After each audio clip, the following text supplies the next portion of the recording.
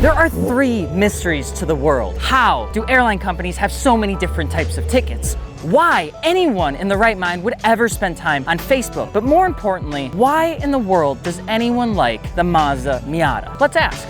If I could do that car over again, I really would like that opportunity because that was a fun car.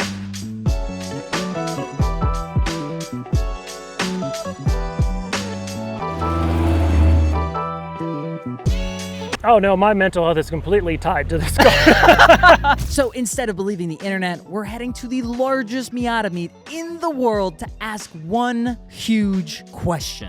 Why Miata? We're at a place that's cooler than Monterey Car Week. You guys are gonna be so glad that you came here with me to this event rather than Monterey Car Week where there's hypercars and rich people, 17-mile road. I'm gonna show you real car culture. Come on. This is a teaser of one of the greatest events that you and I are about to go to. There's over 1,200 cars in this area, and we have an hour and a half drive to get there, and it's only 27 miles, which either makes for great roads or terrible traffic.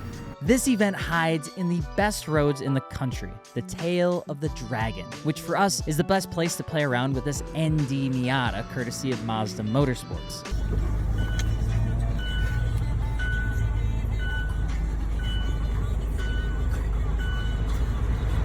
Now last year, Miatas at the Gap had over 1,200 Miatas, which was a record in its 30-year history. So I decided to head to meet someone to learn about why anyone would come out here to celebrate this car. PJ, what makes the Miata community different than any other community? So, especially I was going through the J-Swap or building, I built a BP before this and it unalived itself. So enough. I didn't do it right, apparently. But there's several long-form videos on how to do that. Like the full, Nat Motorsports has several full 3+ hour videos going through every single step with every single torque, all that. And then all the people who make my wing are here. The people who've made plenty of stuff on my car, either now or before, they're all here. Mm-hmm. And because the Miata community is so small and tight-knit, we were pontooning with them on Wednesday. So I was looking for a project and it was between this and a 350Z. But then I saw the Donut Money Pit series during COVID, and I was like, wow, that looks way easier to work on. Basically, there's just more space in the engine bay and it's not as cramped. Mm-hmm. And it seemed like an easier platform to work on with more support. Awesome, thanks man. Yeah, appreciate you. Perfect. This is Alex and Evie, a couple that built a Miata for off-roading and for a car show. Once they found out I was hungry, they refused to let me leave until I ate, even though we had an appointment to film their cars. They didn't want me to film their cars, they wanted me to eat. That was like the nicest thing ever. Literally was talking to that couple about filming, mentioned that I was hungry. We ended up changing plans. Nice stage yet? And they're like, do you want us to feed you? And then they just took us in and just got us some, I want to say it was like a porridge and rice. It was delicious. So we gotta get the hotel room. Then we're gonna come back for what might be probably an event made for us, the Hot Boy Meet.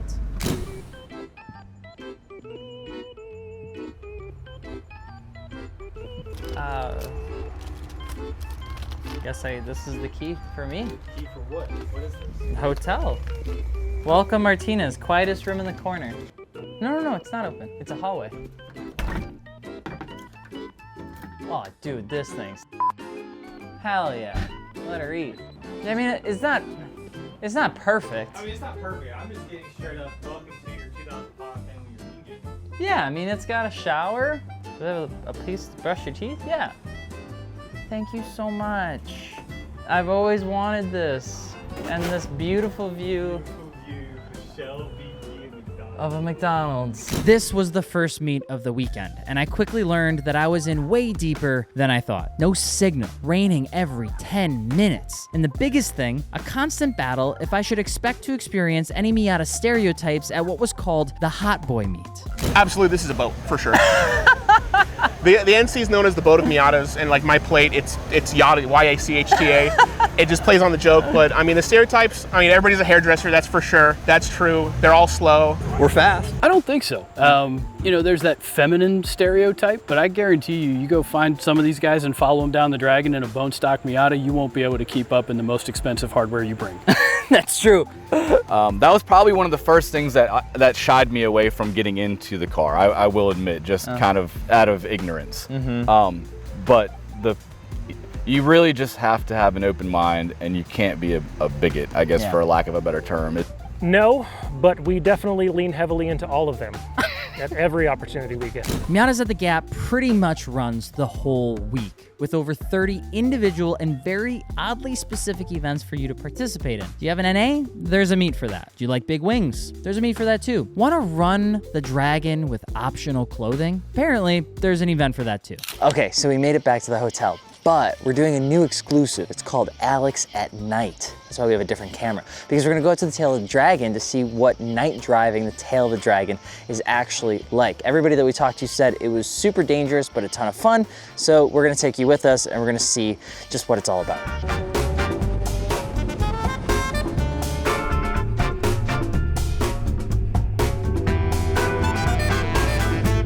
What's going on, Alex? Oh, we're on the tail and we're learning on how aggressive people drive and the small consequences of what happens.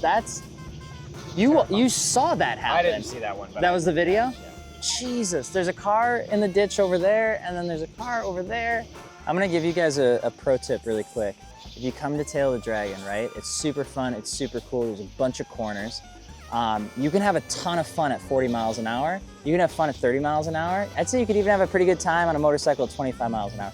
You are not gonna win any awards by being as fast as humanly possible down this road, because if you make a mistake, which is when, not if, there is so much consequence to that decision. So if you've never been here before like me, and people are giving you a hard time, or you have somebody behind you giving you a ton of pressure, it's okay. Take a break, throw on a blinker, literally pull off to the side, and you'll be good to go. This is an awesome road, but it is asking for trouble, and it will eat novices, and even experienced people, so be safe. This situation is white line. They actually made... Oh, that wasn't even a Miata, it was a Civic.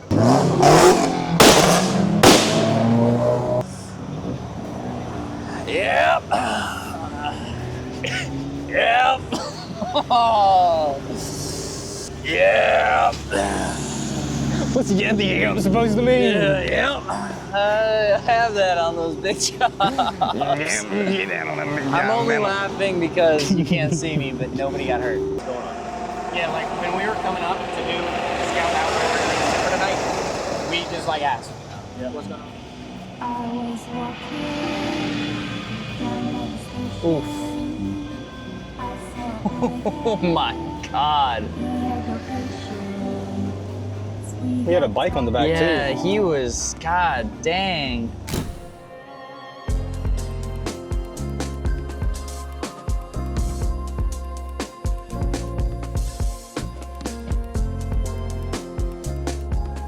How would you explain the Miata community to somebody who has no idea what a Miata is? I know this is kind of a trope, but it's very easy to create like an extra family, like an extended family unit here. From racing to just touring, like it's hard to explain because you can go so many directions with it, but the car is just one part of that equation. It's really like, you know, we pull up and we'll do Cars and Coffee every Sunday in 757 where I'm from, and like it's not even, we just go to see each other at that point. It's just so infectious, and honestly, the people, it's just like a warm, welcoming space. It's quirky, it's fun, and at the end of the day, just honestly be yourself, because these cars are just an expression of what we are. Everybody's so cool and willing to lend a hand or to give you advice or to just lend you their knowledge. It's never a big gatekeeping community. And I mean, you have some people that gatekeep, but for the most part, we're all willing to, we just want everybody's Miata to be cool, man. I love it. I can't quite put my finger on it, but everyone I spoke to seemed to have one thing in common. What makes the Miata community different than any other car community, in your opinion?